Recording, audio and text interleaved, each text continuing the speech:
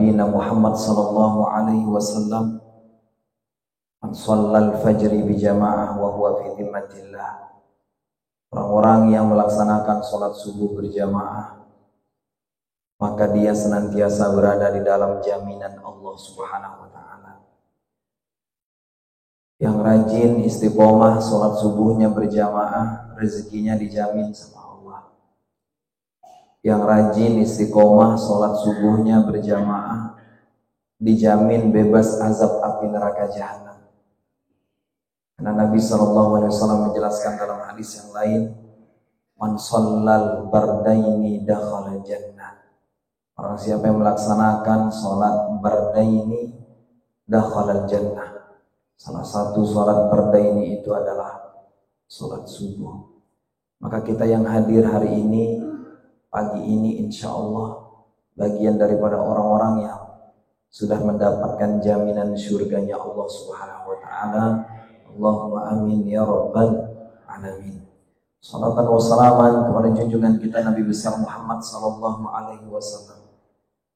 Mudah-mudahan salawat yang senantiasa kita lantunkan dengan lisan kita, Allah sampaikan kepada baginda Rasulullah sallallahu alaihi wasallam. Mudah-mudahan kita yang hari ini belum sempat bertemu dengan Nabi Muhammad sallallahu alaihi wasallam, setidaknya kita diberikan kesempatan oleh Allah bisa ziarah di makamnya Nabi Muhammad sallallahu alaihi wasallam. Kata baginda Rasulullah sallallahu alaihi wasallam dalam satu hadis, man zarani faka'annama zarani wa ana hayah. Barang siapa yang menziarahiku dan aku sudah dalam keadaan wafat, maka sungguh ia seolah-olah mendatangiku atau menziarahiku saat dia datang. Pada saat itu aku dalam keadaan hidup. Begitu mulianya Nabi kita Muhammad SAW. Begitu besarnya izzahnya Nabi kita Muhammad SAW. Sampai-sampai yang datang menziarahi makam Rasul, walaupun Nabi saat itu sudah tidak ada, walaupun yang didatangi hanyalah kuburannya, tapi di saat kita datang menghadapnya seolah-olah kita mendatanginya dan dia dalam keadaan hidup. Begitu mulianya Nabi kita Muhammad sallallahu alaihi wasallam. Mudah-mudahan kita semua termasuk ke dalam golongan umat yang Allah berikan kesempatan bisa berkumpul, bertemu dengannya di dalam syurganya Allah di akhirat kala nanti. Allahumma amin ya rabbal alamin. Bapak Ibu jamaah salat subuh yang dimuliakan Allah, dan seluruh majelis ilmu, majelis ta'lim yang insya Allah di bulan yang mulia ini akan diangkat derajatnya oleh Allah Subhanahu wa ta'ala.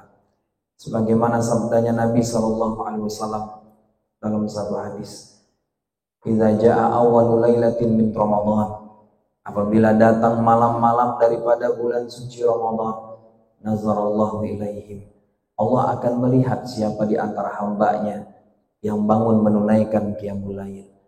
Allah akan memantau, memperhatikan siapa di antara hamba-hambanya yang istiqomah melaksanakan sholat tarawihnya.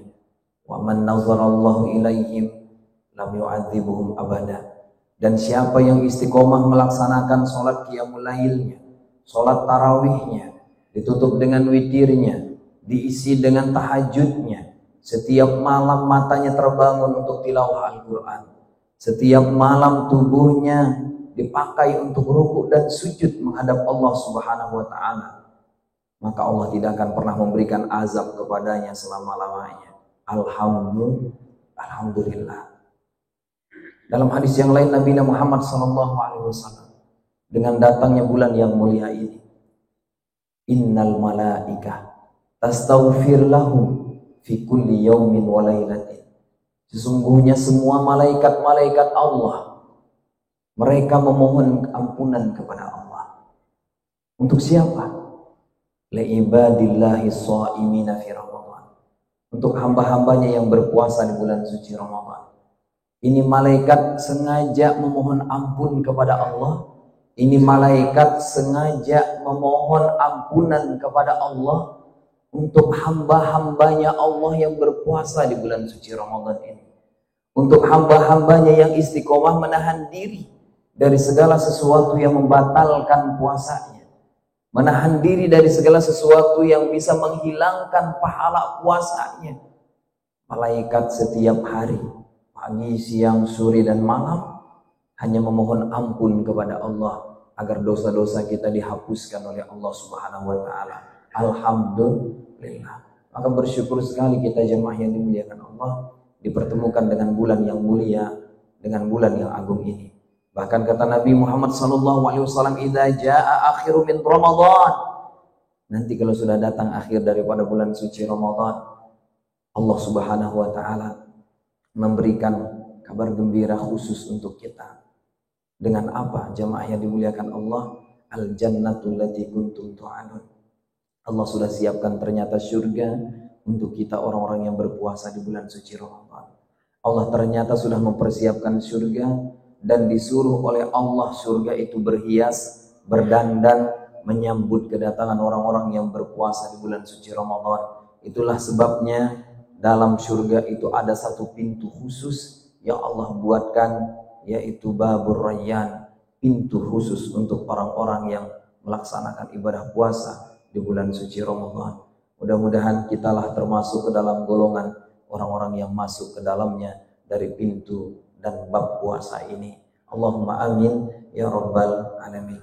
Jemaah yang dimuliakan Allah Subhanahu wa Ta'ala, tak terasa Ramadan 10 terakhir sudah hampir mendekati waktu-waktu berpisah. Sudah hampir mendekati Ramadan akan meninggalkan kita. Kita masih mengingat bagaimana baginda Rasulullah SAW menjadikan 20 Ramadan terakhir dalam hidupnya senantiasa istiqomah iktikaf di dalam Masjid Nabawi, dekat di samping rumah Nabi Muhammad SAW. Beliau ingin menghabiskan waktunya membersamai Ramadan. Beliau ingin menghabiskan waktunya menjadikan Ramadan sebagai tempat ibadahnya, berdua-duaan dengan Allah Subhanahu wa Ta'ala. Maka mudah-mudahan sunnah iktikaf ini tetap kita jaga, dan alhamdulillah sudah bertahun-tahun masjid kita ini mengadakan qiyamul lail, mengadakan sholat malam, mengadakan sholat tahajud di 10 terakhir dari bulan suci Ramadan. Saya bersyukur kepada Allah Subhanahu wa Ta'ala. Semoga BKM Masjid diberikan kesehatan oleh Allah Subhanahu wa Ta'ala, diberikan kelancaran dalam melaksanakan tugasnya, dan mudah-mudahan inilah wasilah dari BKM Masjid dan seluruh orang-orang yang memakmurkan masjid menjadi jalan mudah menuju surganya Allah Subhanahu wa Ta'ala. Allahumma amin ya rabbal alamin. Bapak Ibu jemaah yang dimuliakan Allah Subhanahu wa Ta'ala, suatu hari di hadapan para sahabat, Abi Abdurrahman Abdullah bin Mas'ud, sahabat ini termasuk sahabat yang paling dekat dengan Rasul. Sahabat ini termasuk sahabat yang mendapatkan doa dari Rasulullah SAW. Sahabat ini termasuk sahabat yang paling kurus dari semua sahabat, tapi timbangan amal kebaikannya lebih besar daripada Jabal Uhud, jemaah yang dimuliakan Allah. Sahabat ini yang kemudian kata Rasulullah SAW, jika kalian ingin mendengarkan bacaan Al-Qur'annya Jibril, di saat Jibril mau menyampaikan wahyu kepadaku, maka dengarkanlah bacaan Abdullah bin Mas'ud. Sahabat yang suaranya sangat indah, sahabat yang ketika melantunkan ayat suci Al-Quran dibacakan, itu malaikat-malaikat yang berada di langit semuanya datang berbondong-bondong, mengepakkan sayapnya, ingin hadir mendengarkan bacaan Abdullah bin Mas'ud. Sampai-sampai angin bertiup, badai datang bertiup kencang. Kenapa? Karena ingin mendengarkan lantunan ayat suci Al-Quran yang dibacakan oleh Abdullah bin Mas'ud. Satu-satunya sahabat yang paling tahu dari 6.236 ayat, 6.666 ayat yang diturunkan kepada baginda Rasul, yang tahu persis di mana ayat itu diturunkan, berapa jumlah ayatnya, kenapa ayat itu diturunkan, bagaimana Jibril menyampaikannya kepada baginda Rasul. Itulah sahabat Abdullah bin Mas'ud.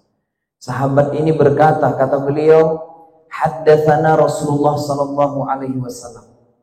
Kata sahabat Abdullah bin Mas'ud, Nabi sallallahu alaihi wasallam menceritakan kepada kami saat itu kami sedang duduk bersamanya. Sama seperti kita duduk saat ini. Duduk bersama Nabi Muhammad sallallahu alaihi wasallam. Lalu Nabi menceritakan satu hal yang penting kepada sahabat.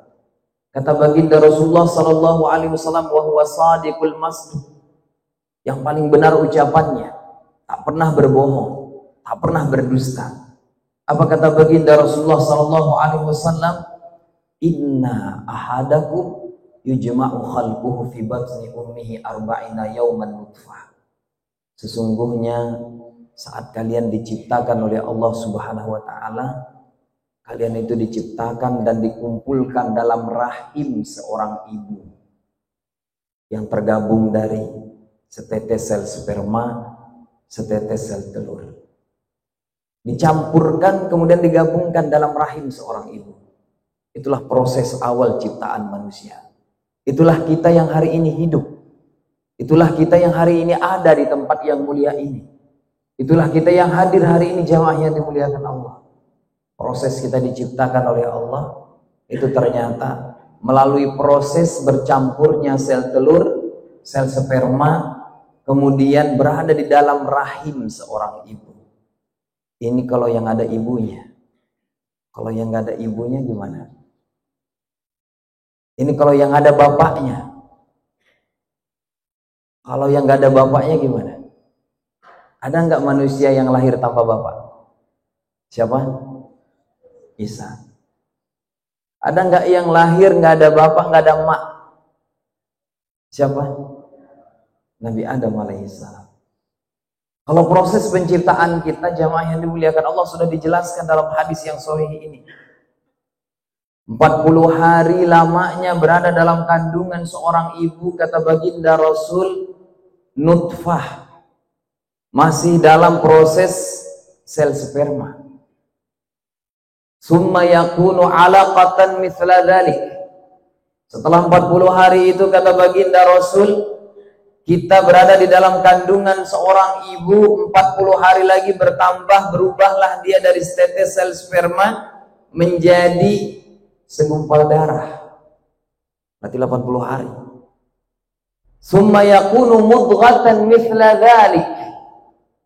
Setelah 40 hari yang kedua, Allah jadikan proses dari segumpal darah itu 40 hari. Tahap ketiga itu segumpal daging.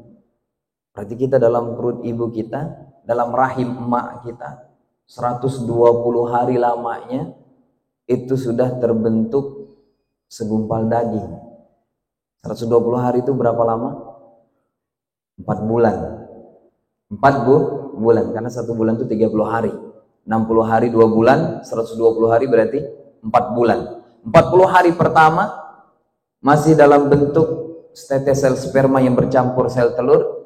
40 hari kedua berubah menjadi alaqah, segumpal darah. 40 hari tahap ketiga berubah menjadi segumpal daging. Summa yursalu ilaihil malak. Setelah 120 hari, jamaah yang dimuliakan Allah, baru kemudian Allah utus malaikat. Fayunfakhu fihi ruh. Malaikat ini ditugaskan oleh Allah untuk meniupkan ruh. Lalu malaikat ini setelah meniupkan ruh ke dalam tubuh kita bertanya kepada Allah, Ya Rabb, mukhallaqah au ghairu mukhallaqah? Ini janin hidupin atau enggak? Ini janin dihidupkan atau dimatikan? Kalau kata Allah ghairu mukhallaqah, jangan dihidupkan, maka banyak bayi yang hari ini belum lahir sudah meninggal dalam kandungan. Karena memang Allah tidak izinkan dia lahir ke dunia ini. Ketika Allah katakan mukhallaqah, ciptakan dia wahai makhlukku, ciptakan dia wahai malaikatku. Wa yu'maru bi arba'i kalimatin. Baru ditetapkan 4 perkara. Bikatsbi rizkihi, rezekinya sudah ditetapkan sama Allah. Maka kita yang hadir hari ini nggak usah iri, nggak usah cemburu, nggak usah hasad sama orang yang kaya. Sebab dia sebelum lahir pun ke dunia ini sudah ditetapkan oleh Allah jadi orang kaya. Nggak usah iri, nggak usah cemburu kita sama orang-orang yang punya harta lebih. Banyak ketika dalam hidup ini tetangga beli mobil baru, kita yang sakit perut. Tetangga yang bangun rumah baru, kita yang pening. Rezekinya sudah dijamin sama Allah. Nggak ada yang tahu. Ada yang mendatangkan rezekinya itu melalui pekerjaan yang, mohon maaf, pagi siang sore malam kerja keras. Ada yang mendatangkan rezekinya itu dengan mudah. Bisa dengan suaranya. Kemarin baru selesai lomba azan internasional. Ziauddin yang imam masjid dari Melabuh itu, Masya Allah, juara 2 internasional di Arab Saudi, dapat hadiah 4 miliar. Hanya jadi muazzin, jamaah yang dimuliakan Allah. Hanya lomba azan. Lomba azan. Juara 2 tingkat internasional, hadiahnya 4 miliar. Ya kalau kita tanding azan gimana nih Pak Yan? Nggak masuk kayaknya Pak Yan. Nggak masuk. Subhanallah. Ada orang yang mudah mendatangkan rezekinya itu, subhanallah, mudah sekali bagi dia. Allah berikan kelebihan dari suaranya. Nggak usah kemudian kita iri, kok bisa ya jadi azan aja dapat duit 4 miliar. Rezekinya sudah dijamin sama Allah sebelum dia dilahirkan. Dan rezeki kita pasti diberikan oleh Allah sebelum kita meninggal, berarti rezeki kita belum habis. Bapak hari ini hidup, rezekinya masih ada. Nah, ini proses penciptaan manusia. Lalu yang nggak ada ayah, yang nggak ada emak, yang nggak disimpan dalam rahim seorang ibu, Nabi kita Adam alaihissalam, bagaimana proses penciptaannya? Ini indah untuk dibahas. Nabi kita Adam alaihissalam, jamaah yang dimuliakan Allah, melalui firman-Nya Allah Subhanahu wa taala dalam Al-Qur'an. Wa idz qala rabbuka lil malaikati inni ja'ilun fil ardi khalifah. Dan ingatlah tatkala Allah Subhanahu wa taala ingin menciptakan khalifah di permukaan bumi ini. Wa idz qala rabbuka lil malaikah, Allah katakan kepada malaikatnya, inni ja'ilun fil ardi khalifah. Qalu, malaikat itu bertanya, ataj'alu fiha may yufsidu fiha wa yasfikud dima? Ya Allah, apakah engkau ingin menciptakan manusia itu di bumi ini hanya untuk menumpahkan darah? Mereka itu hanya akan menjadi permusuhan dan saling membenci. Kenapa engkau ciptakan manusia itu? Dan itu memang sudah janjinya Allah Subhanahu wa taala. Manusia ini hidup pasti bermusuh-musuhan. Manusia ini hidup nggak pernah ada akurnya. Jangankan sama orang lain, suami istri aja berantem, Pak. Dalam rumah tangga, suami istri ribut. Masya Allah. Dulu aja sebelum nikah, kau bintangku, kau bulanku, ya kan? Setelah nikah, na'udzubillah. Ini terjadi. 300 meter jaraknya di belakang Masjid Nabawi, ada satu masjid yang biasanya jamaah kalau datang ke Mekah, ke Madinah itu pasti dibawa ke masjid itu untuk ziarah. Walaupun hanya sekedar lewat. Masjid itu namanya Masjid Ijabah. Masjid Ijabah. Masjid itu kenapa disebut Masjid Ijabah? Karena ada 3 doa Nabi yang dikabulkan sama Allah ketika Nabi kita berdoa memohon kepada Allah, 2 dikabulkan, 1 tak dikabulkan. Doa Nabi yang pertama, ya Allah, jangan kau binasakan umatku dengan paceklik kekeringan. Ini dikabulkan doa ini sama Allah. Makanya paling lama 1 bulan, 2 bulan, 3 bulan, 4 bulan, 5 bulan gak hujan, hujan akan turun. Karena doa ini diijabahkan sama Allah Subhanahu wa taala. Yang kedua, ya Allah, jangan kau binasakan umatku, kata baginda Rasul, dengan menenggelamkan mereka ke dalam perut bumi. Sebagaimana Qarun, sebagaimana Fir'aun dan kaumnya. Doa ini diijabah sama Allah. Doa ini dikabulkan sama Allah, Bapak Ibu yang dimuliakan Allah. Lalu doa yang ketiga yang diminta sama Nabi, ya Allah, jangan kau hancurkan umatku, jangan kau binasakan umatku dengan permusuhan. Inilah satu-satunya doa dari 3 doa Nabi yang tak dikabulkan sama Allah. Makanya sampai hari ini kita selalu ribut, Pak. Muhammadiyah sama NU debat masalah rakaat tarawih, ya kan? Ribut masalah kunut subuh dengan enggak kunut subuh. Ribut antara bismillah jihar dengan bismillah enggak jihar. Ada kemarin jamaah yang berangkat menunaikan ibadah haji ke Baitullah, ke Mekah Al-Mukarramah.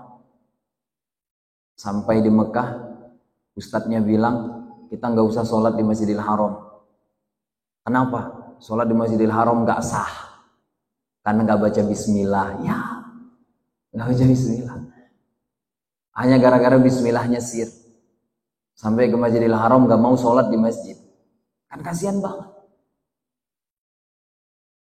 Itu doa yang udah diminta sama Nabi, memang nggak dikabulkan sama Allah. Ya Allah, jangan kau binasakan umatku dengan cara bermusuh-musuhan. Enggak dikabulin sama Allah. Bapaknya Demokrat, anaknya PDI. Ribut. Padahal saya satu emak.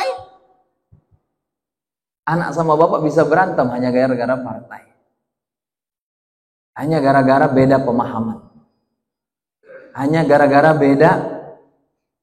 beda kepercayaan yang masalahnya itu hanya furu'iyah. Itulah doa yang tidak dikabulkan sama Allah. Dan manusia ini akan hancur dengan cara begitu. Maka tadi saya sampaikan, jangankan dalam hidup bermasyarakat, subhanallah, dalam keluarga ribut. Innamal mu'minuna ikhwah. Mari sama-sama kita jaga sekarang persaudaraan di antara kita. Ya, bapak sama saya sama-sama satu bapak, bener nggak? Bapak kita sama-sama Adam, emak kita sama-sama Hawa. Kok ribut? Ngapain kita ribut? Berantem. Subhanallah. Kita dukung aja nih BKM Masjid yang sudah berusaha memakmurkan masjid, membuat pengajian-pengajian. Kita dukung. Kita makmurkan ini masjid. Datangin majelis-majelis pengajian. BKM sudah berusaha nih buat masjid ini makmur. Supaya apa? Datang keberkahan, diturunkan rahmat sama Allah Subhanahu wa taala. Setiap hari ada pengajian fikih, hadis, tafsir disampaikan sama guru-guru kita, panggil ustadz-ustadz kita dari luar, datangkan tengku-tengku kita. Ada orang-orang yang datang dari Jakarta, hadirkan kadang minggu pagi di sini. Semua itu diusahakan sama BKM untuk apa? Untuk kebaikan kita semua. Supaya kita dapat hidayah dan petunjuk dari Allah Subhanahu wa ta'ala. Turun rahmat, diampunkan segala dosa-dosa kita, diberkahi bumi Paya Bujuk Tunong ini. Berkah apa? Makmur masjid ini. Jemaah yang dimuliakan Allah. Mudah-mudahan jemaah kita setiap hari bertambah, amin. Kalau sudah bertambah jemaah kita, bertambah makmur lah ini masjid. Gak usah khawatir. Maka nanti kalau ada kas-kas masjid, Pak Yan, habiskan aja terus untuk pembangunan masjid nih. Habiskan apa yang belum selesai, selesaikan. Nanti kalau misalnya masjid diumumin duit kasnya setiap hari Jumat, BKM mengumumkan kas masjid 500 juta rupiah. Itu celeng yang masuk pun nanti 2.000 perak, Pak ya. Kenapa? Dengar 500 juta masih banyak. Coba diumumkan nanti kas masjid 0 rupiah. Itu pasti semua yang datang itu yang keluar 100.000 itu. Sedekahnya 50.000, 0 rupiah kas masjidnya nggak ada lagi. Ini diumumin kas masjid 2 miliar rupiah. Orang menyumbang masih ada 2M, yang 2M aja belum habis. Habisin. Makmurin aja udah. AC kalau misalnya kurang nih Pak, yang kita tambah aja udah biar dingin. Lengkapin semua fasilitas.